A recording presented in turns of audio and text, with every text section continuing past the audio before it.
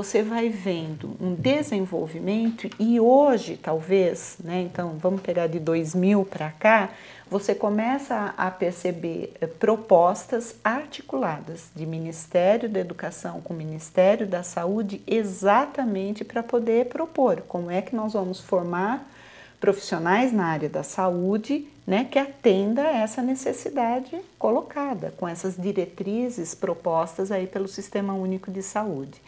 Então, embora a gente já possa ver essas propostas unificadas, lógico que é um desafio, né? Então, hoje a gente consegue ver as residências, né, multiprofissionais tentando, inclusive, né, agregar essa possibilidade e numa articulação verdadeira de Ministério da Educação e Ministério da Saúde. Então, me parece que é um desafio mesmo formar profissionais para essa realidade que está colocada aí, né? E na questão específica, então, da gerência, me parece mesmo que a gente precisaria retomar, então, as 4 dimensões que a gente propõe para a gerência em saúde.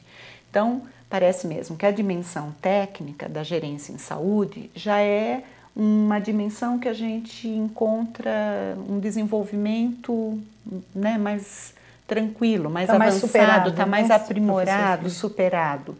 Mas há que se propor, olhar para a dimensão política, no sentido, então, de verificar quais são as políticas de educação e saúde que estão propostas, então. Há que se olhar para a dimensão da comunicação como a ideia de como que eu proponho relações, inclusive para chegar a que negociação em termos do que eu necessito e do que eu tenho oferecido em termos de atendimento. E talvez para a dimensão mais desafiadora da gerência em saúde e que incorpora certamente o gerenciamento de pessoas, que é você imaginar como é que eu crio a dimensão de desenvolvimento de cidadania e, portanto, de emancipação de sujeitos, né? Que pode parecer até uma visão ou uma proposta um pouco mais utópica e romântica, mas que de fato é uma utopia que pode ser verdadeiramente concretizada na prática. Agora, precisa de ações. Portanto, eu vou na linha do que, no início do que o Luiz fala, desafios quantos, né, nós temos aí colocados. Mas aí, se me permite uma parte, professora, Lógico. Ainda nessa linha de desafios, lá na área de gestão de pessoas, de uma forma mais de processo de gestão de pessoas, a gente nota que tem aí, no passado muito recente, uma necessidade de candidatos a preencher uma vaga de emprego na área de saúde. Mas isso está se revertendo rapidamente, eu não sei se pelo número de escolas, eu não sei porque esses alunos que chegam na universidade, aí a pergunta, a senhora não nota alguma vocação neles procurarem uma área de saúde ou eles estão vindo procurar uma oportunidade de trabalho nessa área de saúde? Por quê? Porque às vezes, eu até frisei na minha fala anterior, uma necessidade da educação contínua, uma educação continuada. Porque muitos, embora mais no nível médio, menos no nível universitário, mas chegam com um gap de formação. Eles chegam e falam, olha, estou formado, estou aqui graduado, não tanto no nível universitário, mas no nível técnico, e aí traz para a empresa essa necessidade desse desenvolvimento de uma forma mais contínua. Seria uma falta de vocação, ou eles são vocacionados e realmente não dá para a escola dar essa formação ao nível que as organizações estão buscando? Será que não devo chamar de vocação? Desafiador. Será que é isso que o mercado exige, a vocação? O papel das universidades são importantíssimas, mas elas não terminam ali. Né? Elas começam na universidade, nós temos todo o que eu chamaria de educação permanente, né? Mas eu acho que é muito maior, acho que não poderíamos caminhar na questão da vocação. Acho que você traz muito bem, não dá para a gente olhar para a questão técnica simplesmente. Né? Nós temos que... E aí eu fiquei pensando, quando você estava falando, na importância do SUS. Né? O tanto que ele traz enquanto diretriz, né? Que é a responsabilização, enquanto, né? A vinculação, que é isso, para mim, é um grande desafio, podermos atuar enquanto sistema único, que é maravilhoso, né? temos conseguido, né, 20 anos de SUS, temos conseguido realmente avançar nesse sentido. Que não basta tecnicamente, mas sim um conjunto de elementos, né, que nos fazem olhar para o nosso trabalhador, para na universidade, depois que é a nossa responsabilidade, que é esse conjunto de fatores que é um mundo que vivemos, né? Nós temos vários fatores que interferem na questão da formação, do trabalho cotidiano. E nunca nós podemos desvincular o dia a dia. Quando eu falo educação permanente, eu estou falando isso, né? O serviço tem que estar colado ao ensino. E o ensino tem que estar colado ao dia a dia, ao processo de trabalho diário. Agora parece mesmo a provocação do Luiz, né? Provocação no sentido... Porque né?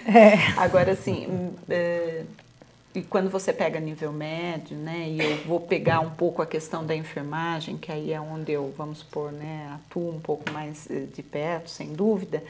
Eu acho que tem muito a ver com empregabilidade mesmo. Né? A área da saúde, ela pode apresentar crises de outra ordem, né? De outras ordens, mas na questão da empregabilidade, por exemplo, para a enfermagem, você vê a entrada de muitos jovens, né? Para essa capacitação técnica, né? Que é um ensino já profissionalizante, até por conta mesmo de que você ainda não consegue, né, garantir, pode ser que hoje mais do que em outras épocas, mas ainda não consegue garantir a possibilidade dele imaginar que ele possa estar, todo mundo vai para um curso, né, de educação superior, né?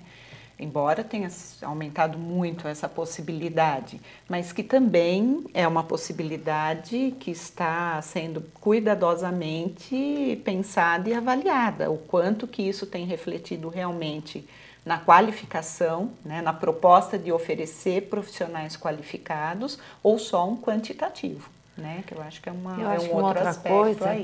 Que a gente que nos traz para uma reflexão é o número de escolas, quando você traz a enfermagem, né? Eu acho que o número de escolas que, em Campinas mesmo, de formação técnica, né? Formação universitária, se a gente for ver, quando a gente olha para a enfermagem, é um número muito grande. Aumentou muito na última década, né, Silvia? Aumentou muito na última década. E tem isso, porque nós também temos em campo para emprego nesta área. Talvez seja mão dupla mesmo. Crio mais escola porque eu tenho muita oferta. Né? Mas isso nos traz uma insegurança, né? Como estamos realmente formando os nossos profissionais. Com um número tão grande, né? Que qualificação, e aí entra na avaliação conjunta mesmo. E até naquele aspecto, né, Silvia, que a gente acabou tocando no primeiro bloco, quando eu fiz uma fala e pensando, olha, os projetos pedagógicos de formação, embora sempre muito embasados em pressupostos filosóficos, sociológicos, de fato, tornar isso concreto enquanto uma formação qualificada há uma distância, né? Quer dizer, o quanto que eu, num pressuposto teórico, consigo tornar isso na prática de uma formação qualificada. E eu acho que está aí o cuidado, quer dizer, como é que a gente está também avaliando. Então, quando você toca, a gente tem que avaliar os serviços e que realmente não é uma prática, a gente consegue ir, né, olhando recursos, olhando estrutura, olhando processos, mas parece que a gente nunca consegue ter os indicadores que nos digam, olha, né, aqui... E não que eles não existam, é que a gente ainda não usa desses instrumentos do jeito que precisa. A minha pergunta foi exatamente provocação nesse sentido, mas no nosso caso aqui na PUC nós acompanhamos, porque também somos com o hospital universitário, a gente acompanha a evolução enquanto aluno, depois enquanto profissional.